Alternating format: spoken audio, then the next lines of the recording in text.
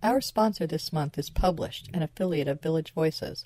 Published offers all author services from writing tips, critiques, manuscript evaluations, and editing, as well as tips to help you become published.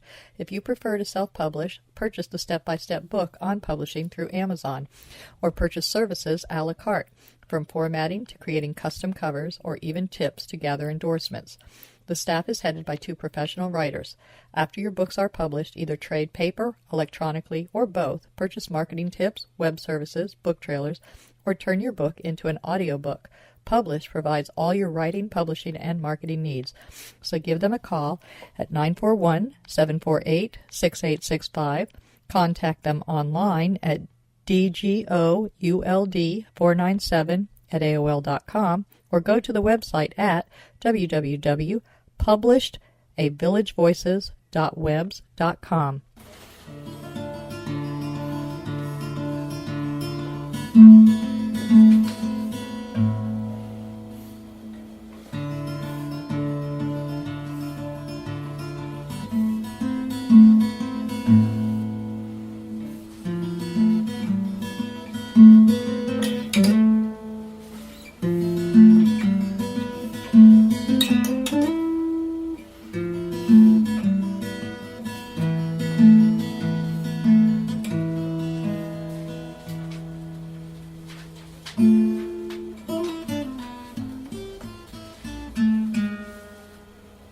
Welcome to Culture Coast. The intro you just heard was by Alma Satano, and today we are interviewing artist Jean G. Farmer.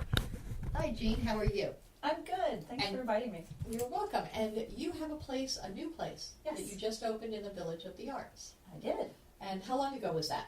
We came in, we moved in the 1st of November, and I opened the gallery the 1st of December. That is really quick. So Yes. the place didn't need a whole lot of work? Oh yes, we bought the house in January, So we you've had been the working. renovations done, but we didn't get You down didn't here. move in until Yes. it was done. Right. So you had somebody else do it for you? Yes, we did. Very We good. lived up north in the chilly north, So where are you from? Ohio. And that's where you moved from? Yes. Did you live your whole life there? No, I lived 20 years in West Virginia, which is really not that far away. So it's kind of the same You're geographic region. They are. just- People don't put them together. One they think of as the Midwest and the other as the East Coast, but you're right. They do touch each other. Oh yeah, and You're I right lived there. in Marietta, Ohio. That's my hometown, which is right across the river from West Virginia. So I went Yeah, down that to is about Charleston. the same. So yeah, it was an hour and a half away from there, and all over Ohio. Good. Now, we're going to go right back to the very beginning of your artistic being. Okay. All right? Any relatives that are artists? No. So you're the first in your family who is an artist. Well, I'm the first in my family who Is a who's professional. proclaimed to be an artist. Professional and, artist, Right, and okay. went to become a professional artist. Yes. Who in your family, when you say that, who was a hobbyist? Well, both my grandmothers were quilters, and they loved gardening. They were both farmers. So it's funny because I remember my one grandmother's art, her quilts. I never liked the colors that she put together, and I always, equated it to that, she was using what she had. But my other grandmother didn't have anything either, and she cared about which colors went where, and I noticed that as a small child. I remember that. That's a good, that means you're already doing those kinds of things in your own mind, making the creative connections. Very Right. cool. Yeah. When did you first notice that you enjoyed art? And what kind of art do you do? I do all kinds of art. So the thing I remember first about being recognizing that I was an artist, I didn't really think about it. You have fun drawing. I had a twin sister and a sister 2 years older, so we'd be playing. Well, I drew a picture of an elephant, and I didn't know how to draw the whole elephant. So I drew 2 lines down the middle and called it a tree, and put the front part of the elephant and the back part of the elephant. And my family, my parents, I just remember them remarking how great that was. And to me, it didn't make sense because I was hiding the fact that I didn't know how to make the whole thing. But they rewarded me by praising me for that. So then all of a sudden from there, you Well, are. perception. You were already making perceptions and seeing the similarities between things, so they were picking up on that and rewarding you for that. Mhm. It's a way to get people interested. Science, math, all of that stuff. You see what the children excites them, and Yes. you realize the good part of it, Yeah. and you you promote it and you reward them for that. So that's a good way to get it going. Yeah. So did either of your sisters ever go into art? My twin is starting to explore it now, and she's doing, some nice paintings and things like that. So yeah, Because you would think it would be genetically. Are you fraternal or we're fraternal. so you're Yes. not identicals? Right. Okay. Or mirror or anything. We're just two different sisters. Just share the womb together. Exactly. And the room. Right. Why do twins never get their own room? Yeah. Never. So, in high school, how did the art go? Well, I played with art, and I never really thought about it at that point as something serious. I was in track, and I was in student council, and I did all these other things, and so my art was just my personal stuff. I was in 10 years in 4-H. I came from a rural area, and I got to go to state with my sewing. So my sewing really was my art at that point, and I'm so proud of my little dress I went to state with. But you know what? That is an art. It is Sewing an art, which is I a didn't major really art. realize. So I've always kept my sewing. I do art quilts and things like that. So I'm such a fail when it comes to sewing. I get near a machine. Don't ever let me near your machine. Not even Okay. in the same room because they will break. Oh yes, that's so weird you say that because my machine is old and I love it. And once you get used to a machine, it's yours and it becomes the magic. People have to understand that art covers more than just 2-dimensional or even 3-dimensional sculptures. It's Right. more than that. There are culinary arts where we have Exactly. people My here in the husband village. creates magic when he cooks. And gardening. Yes. There's a botanical Love arts, that. amazing, and our healing arts where Right. we actually help people feel better through art and through touch Yes. and through smell, aromatherapy. There's Right. just so many ways that we can heal people with our art. And with food, I mean, Rachel's cupcakes are absolutely magical. Now, which one's Rachel? She's right here in the village on the corner of Retrobake? Retrobake. Okay. Yes. Yes. Yes, and she has nothing in them. There's nothing bad. There's no gluten. There's no this. There's no that. There's no this. And I'm like, okay, then why do they taste like magic? But I want to try those. She has little elves, I think, that are making hers. Okay. Something magical is going on over there. Oh, that's wonderful. So we have so many types of art. So tell me how you got where you are now, where you're Okay. an artist. How did that come about? Did you go to Winnebago College? Well, I went to college for interior design, and I always loved art, and I wanted to do something with art and business. And I went to college. I followed some boy there, so it wasn't really about college at that point. And then when I started being serious about what I was going to do with my life, there wasn't really an art school around, and In at that this area. point, yeah. And so I really went back. I went out a couple years and then quit and started over again. So at that point, I am divorced with a small child, and it's time for me to think about my life, and figure out how to do it. So, I wanted to do something like that. So I saw where there was a new interior design school that was getting ready to come into Charleston, where I was living, Charleston, West Virginia. So I decided that worked with the art and the business, so I would go that way. Absolutely. And it was a wonderful experience. It was great, and there was so much art. That's what we did. You Yes. learned art, and then you learned interior design. So Because you have to have your colors down. You have to Right. know how they work with each other and how they work and art against each other. history and everything, because you have the whole story of interior design. It's a package. So it was a great education. So I got my degree in interior design. It was called the Carlton Varney School of Art and Design, and it's I don't even think it's called that anymore. And Carlton Varney is out of New York City, and he was the designer that took over Dorothy Draper's things at the Greenbrier. So you also had to learn how to do the materials, how yes. to actually make the materials where you could have designs on the Right, the and drapes. some people or on went the- off to be fabric designers. Yeah. And, there was just so many I've different had a few, and places. wow, that's a whole different art all in its Yes. own. My Yes. God, material design and our dresses with prints on them, and Right. you don't think about it, but that was an artist that I put know. that together. It didn't just happen Right. off the machine, and it's always been an art, amazing one Yeah. too. Well, so I, like I said, with the business and the art, I went into commercial design. And so I enjoyed it, but I remember going to see a client one day, and I thought, this is not working. This isn't working for me. I Now, want to did do you have your something own else. business, or were you working for somebody else? I worked for somebody else. So at that point, I guess I had left interior design because it was, just things that happened. The company wasn't doing well. And I went to work for a bank, of all things. I'd been a banker when I was going to school as a teller, and they asked me to come back and do marketing. So I thought, okay, that's kind of creative, art and business. So, that's how I always Marketing, made myself say, there's a lot of this will artists in work. So I learned a lot, about marketing through that, but it wasn't feeding my soul.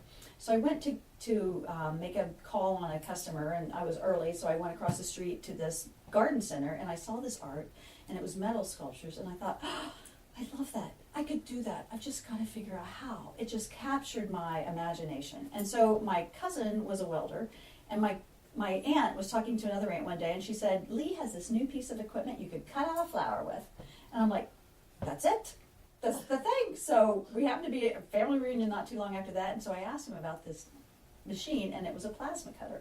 So he said, come on over sometime. He's a good old boy. He could care less, So I went over. Play with my equipment. Yeah, seriously. He didn't care. So I go over and fell in love with this piece of equipment. It would cut like butter. It's this real fine Is it like torch. laser cutting? No, almost? it's like a torch. It's a torch with a very fine fire. So I already came up with a design that I wanted, and it was a female form. So Now, is this 3-dimensional or 2-dimensional? it's 2-dimensional. And so it was a lady that I in a dancing pose, and I named her Joy. And so it was so funny because he's like, you want to try this? So I'm already there with something I want to cut out.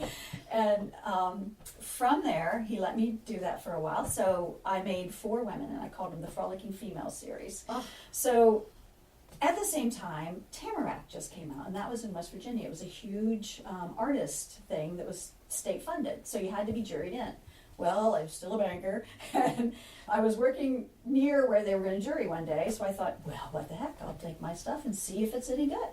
And they looked at it, and they asked me if I had training, which was really weird because they're just simple cutouts of women. And so I thought, I loved that thought, that it somehow came through, that I had, gone to school and had some art training, but I could never understand how that worked. Anyway, they bought 12 of each one of them. So they bought 48 of my Wow. my girls. And My girls. yeah, They're and still your girls. they're still my girls. And so they put me in business, and I bought my own plasma cutter and started cutting from there. And so then it all kind of Now, what kind of evolved. metal were you using? It's just mild steel, 16 gauge steel.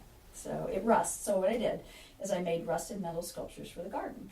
And they stood about 2 feet tall, and they had a stake. At first I had somebody weld the stakes on, and then eventually I learned how to weld and, do all that. But then I went to putting some pieces on with my acrylics, and I started painting, and I like to do so many things. And, I'm always, trying this and that. But when we came here, I sold my plasma cutter because I didn't like, I wore out my first plasma cutter. You wore the poor thing out. Yes. So I bought another one, and I listened to some guy that was selling me what he wanted to sell me instead of getting the same thing that I loved. So when we moved down here, we sold pretty much everything, even furniture, because the place is small. We didn't know what would fit, so I sold my plasma cutter too. So I'm getting ready to buy a new plasma cutter so that I can start cutting some more whimsical things. And today, one of the things that sold in my gallery was one of my Frolicking Females from From the way very back when. beginning.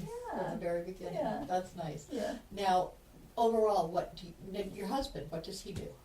My husband works as a project manager for pipelines. He actually is they contract out the company that And so he he works moves for. all over the place, and Different projects here and there. So right now he's not there. He's in every 3 weeks, something like that. so you have to. He's a part-time resident. villager right now. He's Yes. a part-time resident right Yeah. now. So we're working on And changing you're that. working full-time Right. at doing your art in your I studio am. while you have your gallery open. So Right. you stop doing things when people come in. Right. That's what I do. And that's basically what the whole idea behind the village was that you would get to use your studio and then sell Yes. at the same I time. know. And I love that concept. I do too. I think it's a wonderful concept for artists to It get their is. start. Now, is this the first time no, because you said you started your own business when you got that Right, first so order. at that point, I've always had a job, and so I would do shows and things like that, and sell. Work day jobs and And then my business was never profitable. I would do some good shows and that sort of thing, but it was never any full-time kind it of wasn't work. a full-time, I am an artist. Right, And now you are. right, and this is a dream come true. This is what I wanted to do. And So are you off to a good start? Have you? I don't enough to- consider this good enough to make a living right now. Not yet. So no, I would say because this of isn't the a good start. economy and No, I think there's a lot of reasons. I don't have a lot of inventory, for one thing. that you have to build up. Right. I don't have a lot of inventory. I'm not on a busy street, and people don't know I'm there yet. So there's lots of reasons why, But you have a marketing background, so you can bring them into your studio. which is what I'm working on too. Yes, all So of you've the got- things that and I You're would using like, all the tools you've learned over I the know years. it's so weird. And the job before this, I was a revitalization director for downtown, and I was a banker where I was a business banker. So And you know how to get a good loan. yes, and do all those kind of things. So It all so comes all together. of my all of my past jobs and frustrations and things that I learned were for a reason. Where do you want it to go? What direction do you? Granted, you're going to be limited in the village by whether we have pedestrian traffic or not. Right. But you can pull. Being a marketer, you'll be able to pull in your own clients, as I do, where Right. it doesn't even depend on the village Right, itself. that's what I want, and I want to bring in my own clientele. I want to be able to do shows. Now, so- your art is it wall art? Is it sculpture art? Yes, I do so many different things. That's the other Give thing. me an idea here, because Okay. I want the listeners Yes. to know, and I also to see how you might fit in with maybe getting into these shops of interior designers. Right, exactly, and Because that you is reach out to something. them and they want to use your stuff. I know Connie and some of the others that do the very large wall art or murals. Yes. They work directly with interior designers and they stay very, very busy. Oh my gosh, Shauna, that's exactly what I want to do, because I like to make large art. I do paintings, and I have some big pieces right now, and those are in a commercial space right now. What type of paintings? Are they oil? They're Are they- acrylics. They're acrylics. Yes, So I you- do acrylics. I do abstract. I do some realism, but my realism is more cartoony and whimsical, is a good way to put it. I love whimsical. Whimsical is the village. Well, it is. It really is. I love the colors of my house. They just kind of go because I use bright colors. And the name of my shop is going to be Fun Girl Art, because I want to express joy and fun, and Happiness. I'm even going to have some classes, where people can come in. Like, think on Friday the 6th, when we have the Sweetheart Art Walk, I think we're going to let people come in and make their own Valentine's. Right. How cute. I'll have mixed media. I do mixed media. Right now, the last piece I just finished, I worked on for 3 years, but I didn't work on it every day, but my friends did. I asked them all to save their bottle caps for me. And so they saved all their bottle caps, and I made a piece, almost 5 foot by 7 foot picture of my brother-in-law's face. So what do you plan on doing with this? Right now, it's in my studio where you can see it. I would like to sell it to a bar or somewhere like that, because it's just Bottle caps. fun. It's beer bottle caps. And, You might also want to enter it in the EcoFest. oh, where is that? That will be in Payne Park in Sarasota in March. Oh my Or is goodness. it the end of February? Oh my goodness, so I better They find have, out. yeah, I will give you more information. Thank you for that. The recycled art is really, really big, and Yes. viral art, however Yes. they put it, the EcoFest, and anything to do with recycled. We've got a couple major artists in the area who deal exclusively with environmental recycled art, and Neat. we've had a couple shows here in the village Oh. based around that.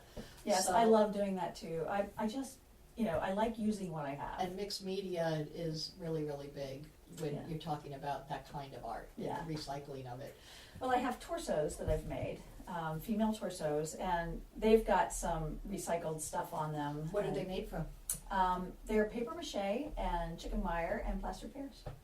So Okay. they're just pretty cool. They're a very light base, but one of them I changed and made it into a mosaic. So it's pretty heavy, but most of the Oh, yeah, others that are would be. lighter. Yeah, right. So what kind of tiles are you putting on the mosaic? On that one, it was an Italian marble. It's just Oh yeah, beautiful. that Her would be name's- very, very heavy. Yes, it But is beautiful. yeah, but she's beautiful. Yeah.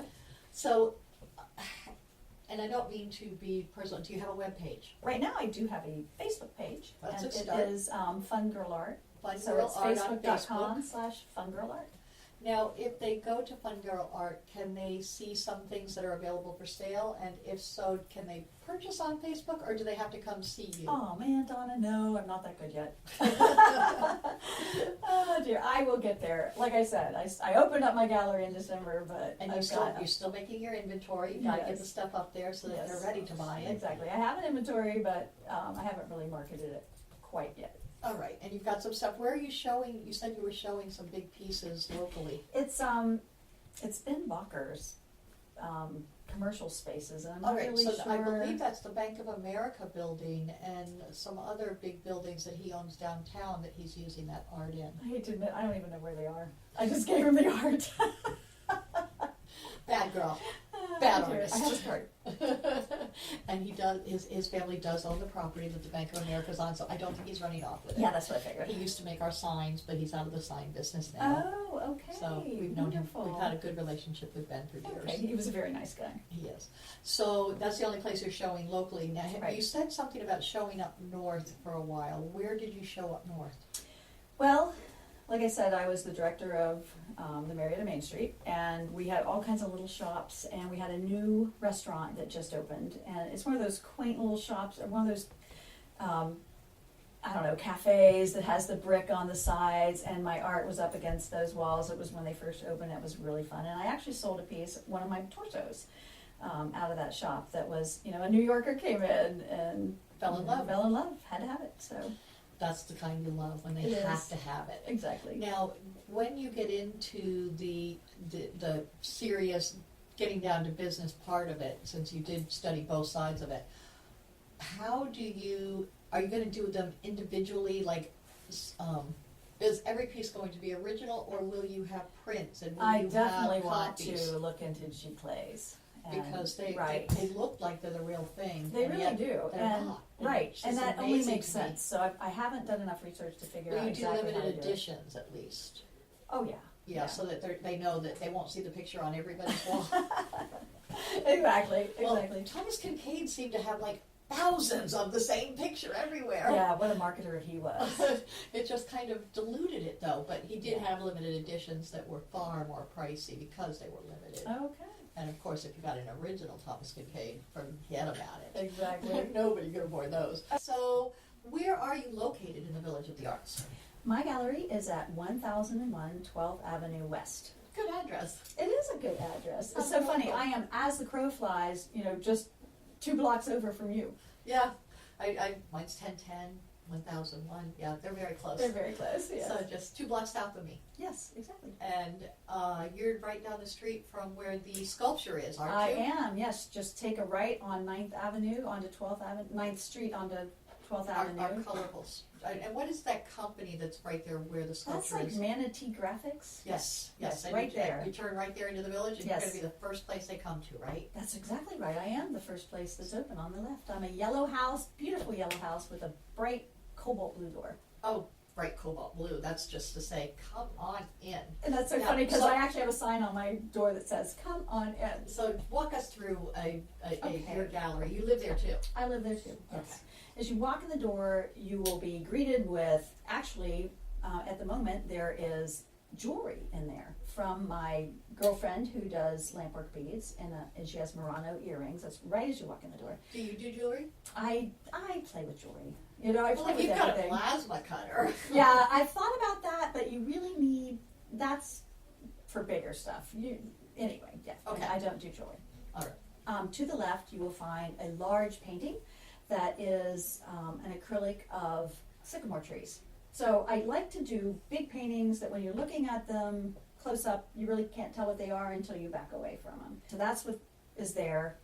I started out, once I made the rusted metal sculptures and I went to painting, how I started painting was I would paint things black and paint brilliant colored designs on them. So from there, I started doing acrylics. I started doing paintings with abstracts with these colors and paintings. So some of those are on the wall, and my torsos are on the wall. So you will see Sieglind, who's called the Gentle Warrior, and she's a body that has like a dark, shiny gray paint, and then she's got little cutouts from stamps from a machine shop.